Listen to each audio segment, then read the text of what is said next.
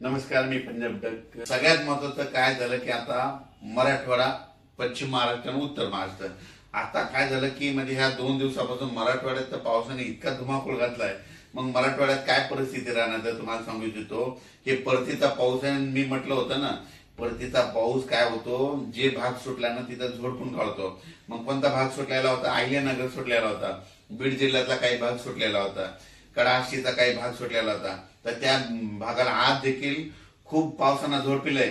आणि मराठवाड्यातल्या शेतकऱ्याला खास करून आज सांगतो की आज आहे 16, 17 आणि 18, आणखी 4 दिवस मराठवाड्यातल्या सगळ्या जिल्ह्यामध्ये दररोज वेगवेगळ्या तालुक्यात, वेगवेगळ्या भागात, वेगवेगळ्या गावात असा जोराचा पाऊस 4 दिवसात पडणार आहे. आतापर्यंत तुम्ही पाऊस इतका कधी पडलेला नाही पहिला, असा या 4 दिवसात पाऊस काय होणार आहे. म्हणजे सांगायचं झालं तर नांदेड जिल्हा, हिंगोली जिल्हा, परभणी जिल्हा, बीड जिल्हा, लातूर जिल्हा, जालना जिल्हा, संभाजीनगर आणि धाराशिव जिल्हा, ह्या जिल्ह्यामध्ये काय होणार आहे, मराठवाड्याच्या 16, 17, 18 4 दिवस खूप जोराचा पाऊस पडणार आहे. त्याच्यानंतर 18च्या नंतर 19 नंतर काय होईल, थोडं म्हणजे उघाड भेटणार आहे 19 पासून. पण उघाड जरी झाली तरी काय होणार आहे, मराठवाड्यात मात्र स्थानिक वातावरणातून जवळपास 21 तारखेपर्यंत, 21-22 सप्टेंबर पर्यंत थोडा भाग बदलत पाऊस पडणार आहे, म्हणून हे अंदाज लक्षात येतात. पण 17-18 तारखेच्या नंतर पावसाचा जोर मराठवाड्यातल्या ओसरणार आहे. स्थानिक वातावरण तयार होऊन काय होतं की म्हणजे 19, 20, 21 पर्यंत मराठवाड्यात पाऊस राहू शकतो. म्हणून मराठवाड्यातल्या शेतकऱ्यांचं ज्यांचं सोयाबीन काढायला उडीद काढणं चालू, तुम्ही काय करायचं, दुपारी 2 पर्यंत काढायचं, वरी ढिगल मारायचा, 1 घंटा वाळलं की झाकून ठेवायचं. अशी परिस्थिती केली तर तुमचं सोयाबीन उडीद हाताला लागेल. त्याच्यानंतर आपण काय करू, पश्चिम महाराष्ट्राकडे. पश्चिम महाराष्ट्राकडे सोलापूर जिल्हा, सांगली जिल्हा, सातारा जिल्हा, कुडाळ ते म्हणजे सातारा जिल्हा, अहिल्यानगर, नाशिक जिल्हा, ह्या पट्ट्यातल्या शेतकऱ्याला सांगू इच्छितो की 16, 17, 18 4 दिवस दररोज वेगवेगळ्या भागात, वेगवेगळ्या गावात, वेगवेगळ्या तालुक्यात जोराचा पाऊस पडणार आहे, विजेच्या कडकडासह पडणार आहे. म्हणून हा अंदाज लक्षात येतात. म्हणजे विजा अशा असतील की ह्या विजा कडकड वाजणार नाहीत, असं वेगळं असं बँडचा जसा आवाज येतो ना, तशा विजाचा आवाज येईल. म्हणून तुम्ही काय करायचं, ह्या 4 दिवस जरा सतर्क करायचं. म्हणजे पश्चिम महाराष्ट्रात देखील जोराचा पाऊस पडणार आहे. जोराचा पाऊस पडल्यामुळे काय होणार आहे, नद्याला पाणी येणार, नद्याला पूर येणार. त्याच्यामुळे मांजरा धरणाचं पाणी सोडावं लागेल, माजलगावच्या तळ्याचं देखील पाणी सोडावं लागेल. त्याच्यानंतर पुण्याकडे पाऊस पडणार आहे म्हणून खडकवासलाचं पाणी सुटेल. त्याच्यानंतर ते पाणी तिकडे खाली सांगलीकडे जाईल. नद्याच्या पाण्याच्या पातळीत वाढ होणार आहे. म्हणून सातारा, सांगली, कोल्हापूर, सोलापूरच्या शेतकऱ्यांनी हा अंदाज लक्षात घ्यायचा. आता त्याच्यानंतर आपण उत्तर महाराष्ट्राकडे.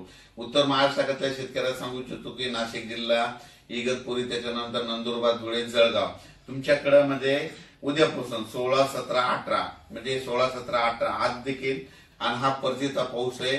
आणि परतीचा पाऊस काय करतो, सगळ्याला झोडपून काढतो, म्हणून गेला खेळायचा. याच्यानंतर आता हे झाला परतीचा.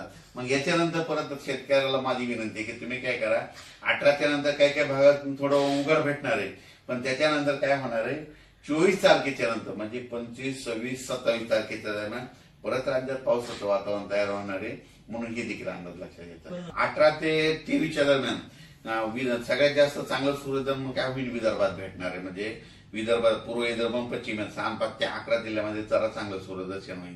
पण त्याच्यानंतर मराठवाड्यात देखील काय होईल, सूर्यदर्शन होईल. पण काय होईल, स्थानिक वातावरण तयार होऊन त्या भागात देखील 21 सप्टेंबर पर्यंत पाऊस पडेल. म्हणून हे लक्षात येतं. पश्चिम महाराष्ट्रात देखील तशीच परिस्थिती राहील आणि उत्तर महाराष्ट्रात देखील राहील. आणि राहिला प्रश्न आता म्हणजे तेलंगणा, आंध्र प्रदेश आणि कर्नाटक, ते शेतकऱ्याचे मला फोन आले की आमच्या परिसराची काय परिस्थिती.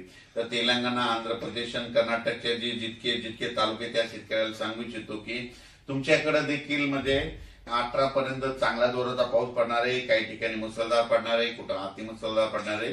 म्हणून हा अंदाज लक्षात. नागपूरकडं म्हणजे आता आपण सांगितलं होतं ना की 18 तारखेपासून नागपूरकडे चांगलं सूर्यदर्शन होईल. बंधाऱ्यानं सांगितलं होतं की ह्या 13 तारखेला अहिल्यानगरकडं म्हणजे बीड जिल्ह्यात अहिल्यानगर कडे खूप पाऊस पडेल आणि 1.25 लाखानं पाणी सुटेल, असं तिथं आपण तसं पाणी सुटलंय. आणि त्याच्यानंतर आपण एका ठिकाणी विहिरीच्या पाणी पूजनाचा कार्यक्रम केला होता. ते लाडजवळगावचे शेतकरी केवळ म्हटले सगळ्या महाराष्ट्रात पाऊस पडला आणि आमच्या लाडजवळगावात पडला नाही. मग त्यांना तिथून काय केलं, अभ्यास केल्याच्या अंती त्यांना म्हटलं तुम्ही काही चिंता करू नका, आणि तिथं इतका पाऊस पडला. आता त्यांचे मेसेज आले, ते तळ देखील भरलं, ते विहिरीचं ज्या पूजन केलं ना, त्या विहिरीच्या लेवर पाणी आलंय. आणि त्या शेतकऱ्यांनी मला तिथं आता पूजनासाठी बोलवलं. आणखीन इथून नागपूरहून 4-5 दिवसात इकडल्या भागात नेऊन मुक्का आहे आणि इथून गेल्याच्या नंतर मात्र तिकडं पूजनासाठी जाणार आहे.